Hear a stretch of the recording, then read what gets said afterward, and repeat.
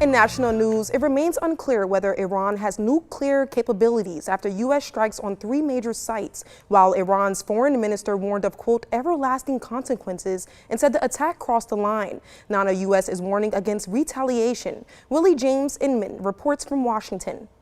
Hours after the U.S. launched airstrikes on 3 key Iranian nuclear sites, President Trump declared the mission a spectacular military success. Iran's key nuclear enrichment facilities have been completely and totally obliterated. Iran, the bully of the Middle East, must now make peace.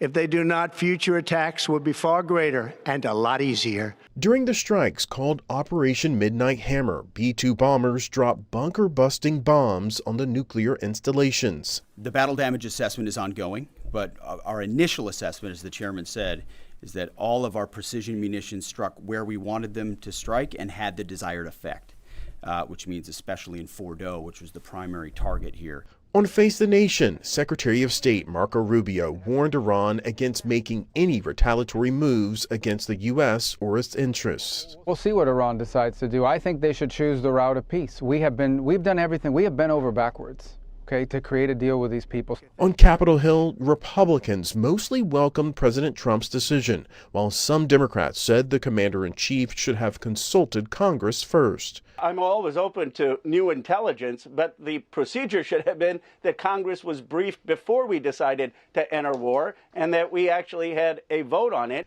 With Israel and Iran in their second week of battle, the IDF's chief of staff said the campaign is ongoing, adding that the Jewish state has targets to strike and objectives to complete. A bulletin from the National Terrorism Advisory System warns of, quote, heightened threat environment in the United States. Following the strikes, the bulletin does not note any current specific threats, but does warn their cyber attacks are likely. Meanwhile, President Trump's strike on Iranian nuclear sites is dividing Georgia politicians. Both Governor Brian Kemp and Republican House Speaker John Burns praised the attack, with Burns saying in part, quote, this is what peace through strength looks like. But Congresswoman Marguerite Taylor Greene, a fellow Republican, warned it could drag America into another war. On the Democrat side, Senator Jon Ossoff says he wants a prompt and complete briefing from the White House, while Senator Raphael Warnock says the strike puts American troops overseas at risk of retaliation.